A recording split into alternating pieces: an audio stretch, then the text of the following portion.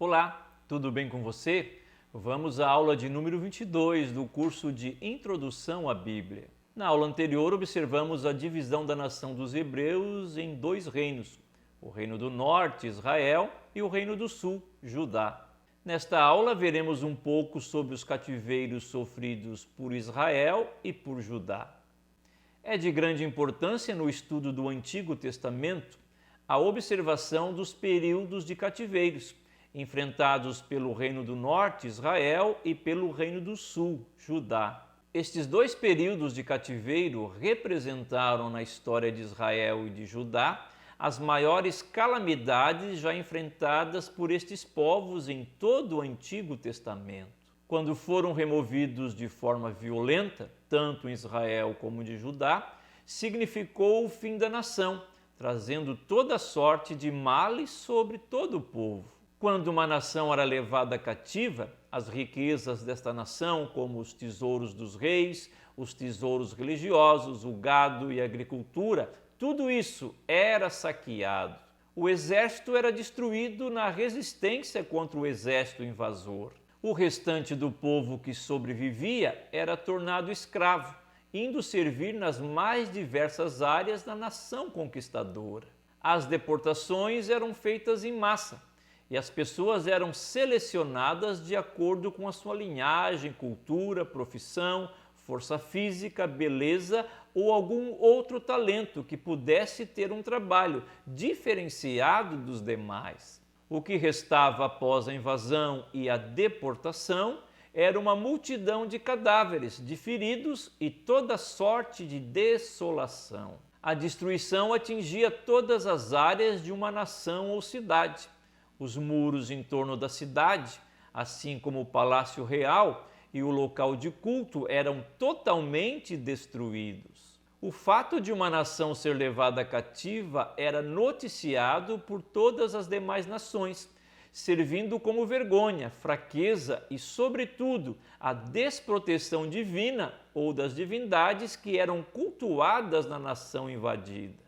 Era comum na marcha dos prisioneiros em direção ao cativeiro trazerem juntos a imagem dos seus deuses e os utensílios sagrados como troféus, ou seja, em nada puderam socorrer os seus fiéis devotos. O profeta Isaías retrata essa situação.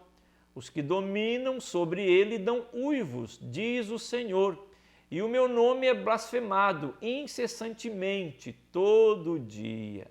Após o período dos juízes, as 12 tribos de Israel, unidas, entram no período monárquico e começam a serem dirigidas pela figura do rei.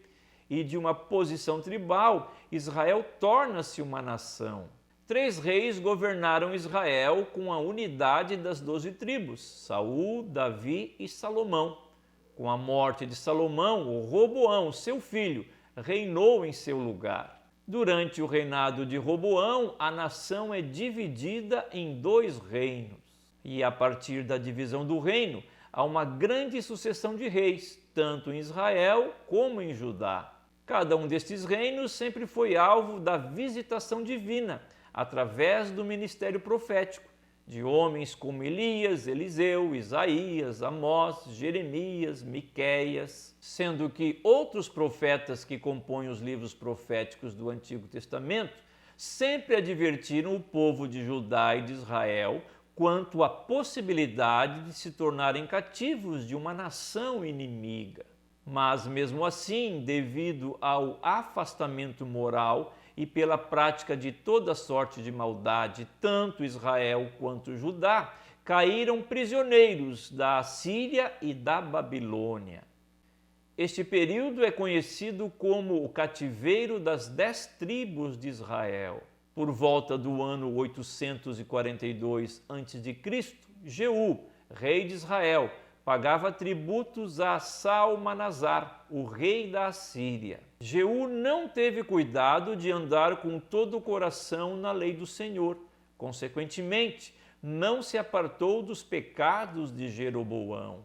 O distanciamento espiritual de Jeú trouxe uma diminuição do tamanho de Israel devido às conquistas de Hazael, rei da Síria, que feriu Israel em todas as suas fronteiras. Com o fim do reinado de Jeú, a Assíria iniciou uma campanha de expansão territorial, com o objetivo de ampliar os domínios do seu império.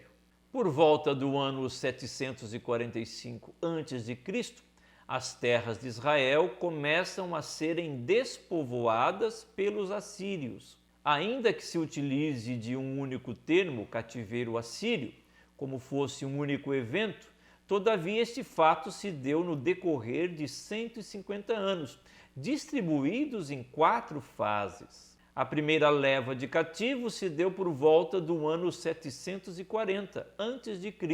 No reinado de Oséias, levaram o restante da primeira invasão. Contra ele subiu Salmanaser, rei da Síria.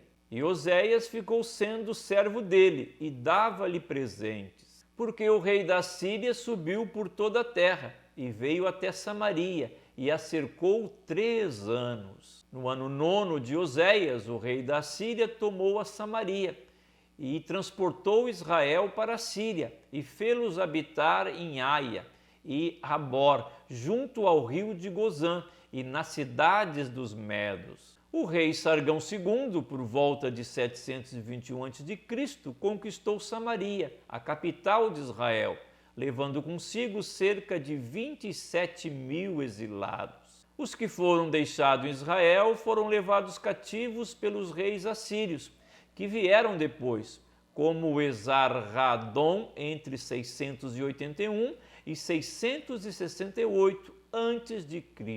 O exílio do povo de Israel e a destruição da nação, em cumprimento às predições dos profetas Oséias e Amós, não se deu devido ao grande poder militar da Síria, mas em virtude da degeneração moral e espiritual do país. O profeta Isaías predisse o cativeiro do reino de Judá. Então disse eu: até quando, Senhor? E respondeu: até que se assolem as cidades e fiquem sem habitantes, e nas casas não fique morador, e a terra seja assolada de todo. Assim como também predisse o profeta Jeremias. A palavra que veio a Jeremias acerca de todo o povo de Judá, no ano 4º de Jeoaquim, filho de Josias, rei de Judá, que é o primeiro ano de Nabucodonosor, rei da Babilônia.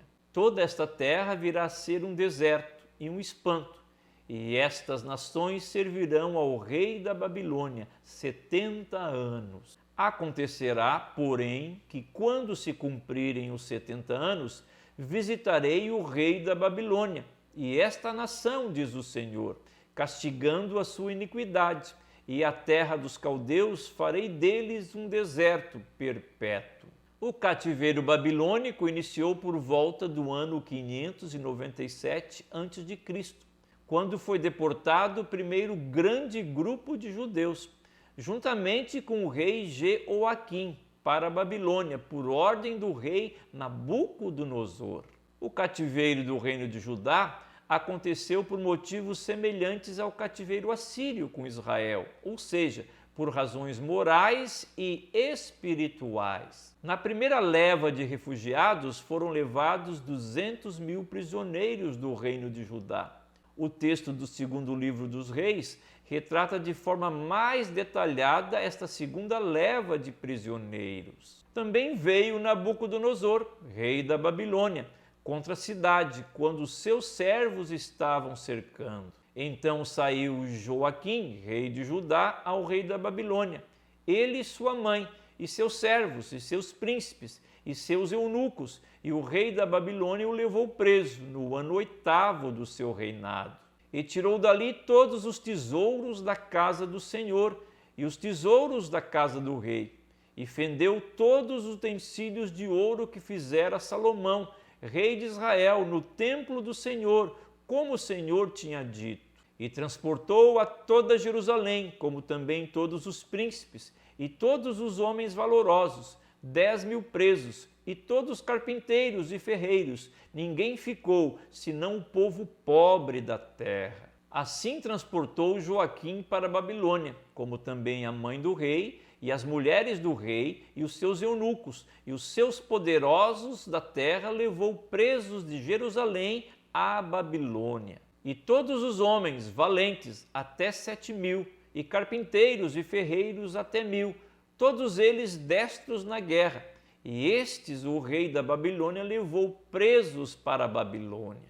E o rei da Babilônia estabeleceu o rei em lugar de Joaquim, ao tio deste, Matanias, e lhe mudou o nome para Zedequias. Nestas levas de prisioneiros encontrava-se Daniel, Hananias, Misael e Azarias, homens que, assim como os outros, foram feitos prisioneiros, e mesmo diante desta situação, permaneceram fiéis a Deus. Após 70 anos de cativeiro, Sírio, rei do Império Persa, como cumprimento das palavras de Isaías, conquista a Babilônia. E por volta do ano 538 a.C., permite que os judeus que estavam na Babilônia regressem para suas terras, a fim de reconstruírem o templo. O livro de Esdras relata a primeira leva dos exilados que estavam voltando da Babilônia. Toda essa congregação junta foi de 42.360, fora os seus servos e as suas servas, que foram 7.337. Também tinham 200 cantores e cantoras. Os seus cavalos, 736. Os seus mulos, 245. Os seus camelos, 435. Os jumentos, 6.720. Na próxima aula faremos o resumo do Antigo Testamento. Um abraço e até a próxima aula.